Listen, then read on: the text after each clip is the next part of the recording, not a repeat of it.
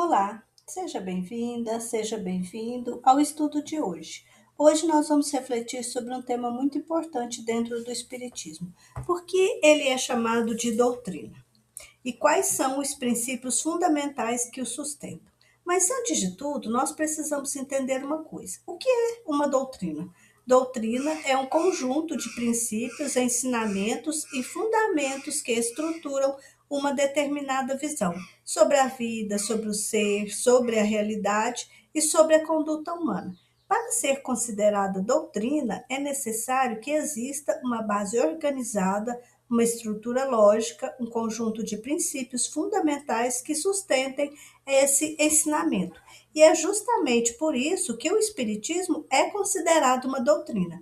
O Espiritismo apresenta princípios fundamentais que explicam a origem, a natureza, o destino de nós, espíritos imortais, a relação entre o plano material e o plano espiritual e as leis que regem a evolução da vida. E quando nós compreendemos esses princípios, nós começamos a entender não apenas o que é o Espiritismo, mas também porque oferece uma visão profunda e coerente sobre a existência. Esses princípios foram identificados por Allan Kardec e não criados por eles. E são eles: o primeiro princípio é a existência de Deus, inteligência suprema e a causa primária de tudo, ou seja, nada existe por acaso. A criação não é fruto do nada, nem de um acidente. Há uma inteligência soberana por trás da harmonia do universo, das leis da vida, da origem da natureza e do próprio progresso do espírito. O Espiritismo, assim como Jesus, nos apresenta um Deus soberanamente justo e bom, sábio e perfeito, cujas leis regem toda a criação. E isso é muito importante, porque quando compreendemos que existe um Criador justo e bom, nós começamos a entender que a vida tem sentido, que a dor não é castigo, que nada está fora das leis divinas. E se eu sofro, é responsabilidade minha. O segundo princípio é a comunicabilidade com os espíritos. Os desencarnados se comunicam com os encarnados, porque a morte biológica não interrompe a continuidade da vida. Então, essa comunicação tem uma finalidade séria, educativa, moral e consoladora. E é através das comunicações com os desencarnados que o Espiritismo demonstra de forma racional e observável a continuidade da vida após a morte biológica. Mas é importante lembrar, o centro da doutrina não são os fenômenos, estes chamam a atenção, mas o objetivo maior é sempre o ensinamento moral do Cristo e o esclarecimento espiritual. E o terceiro princípio é a existência e imortalidade da alma. Nós encarnados não somos apenas corpo. O corpo é um instrumento temporário da vida material, mas nós somos espíritos imortais, que sobrevivemos à morte biológica. Então, isso significa que a morte não é o fim, ela é uma mudança de estado do físico para o espiritual. E este princípio muda completamente a forma como enxergamos a existência.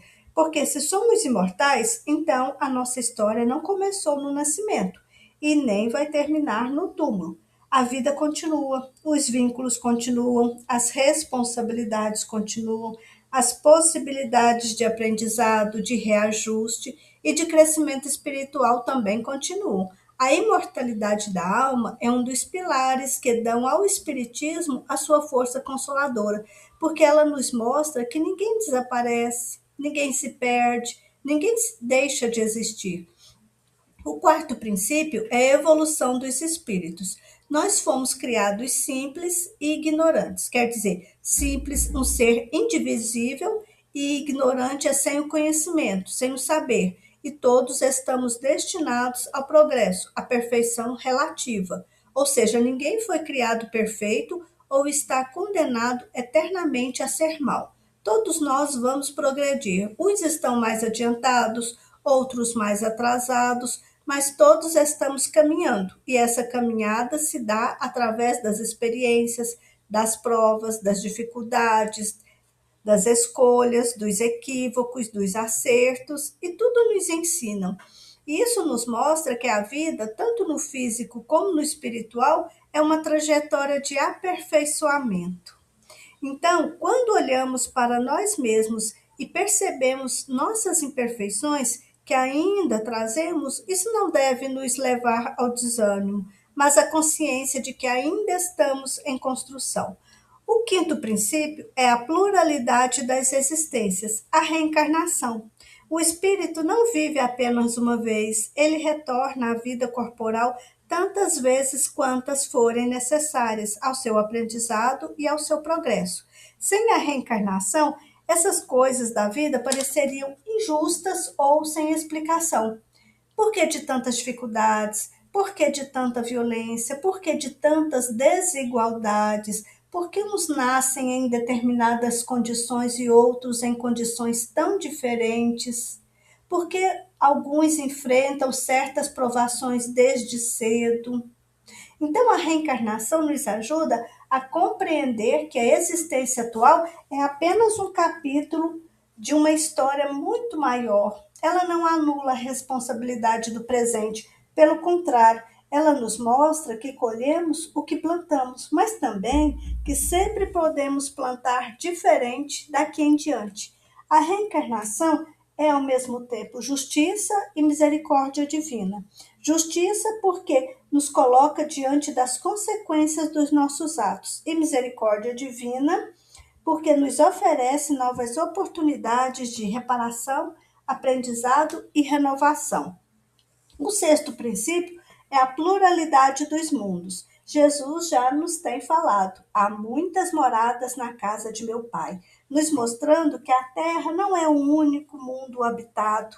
Seria muito limitado imaginar uma criação infinita com vida apenas em um único planeta. Existem muitos mundos em diferentes graus de adiantamentos destinados à nossa evolução, alguns mais inferiores, outros mais adiantados moral e intelectualmente do que a Terra, mas todos são solidários. Este princípio amplia muito a nossa visão da criação divina e ele nos faz perceber que a vida é muito maior do que a nossa existência terrena e que o universo é um campo imenso de aprendizado e progresso.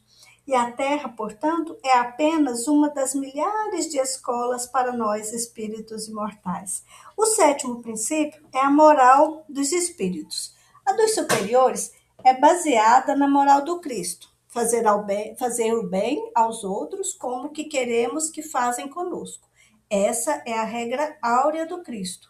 Já a dos inferiores, moralmente, se verifica através das imperfeições que ainda trazem. Orgulho, egoísmo, sensualidade, inveja, ciúme, avareza, cobiça, entre tantas outras paixões que os aproxima mais da natureza animal do que da natureza espiritual. E ao se desapegarem da matéria, das futilidades mundanas e começar a desenvolver o amor ao próximo, vão se aproximar mais da natureza espiritual. O estado de inferioridade e superioridade dos espíritos correspondem às penas e gozos que nos são desconhecidos na terra. No entanto, não há faltas irreversíveis que o arrependimento, a expiação e a reparação não possa pagar, ou seja, não há penas eternas. E estudar e compreender os princípios da doutrina vai nos ajudar a entender quem somos, por que estamos aqui e o que precisamos fazer para evoluir. E quanto mais compreendemos estes princípios, mais percebemos que o Espiritismo não veio apenas para esclarecer, mas veio também para nos iluminar a consciência e orientar a nossa transformação espiritual.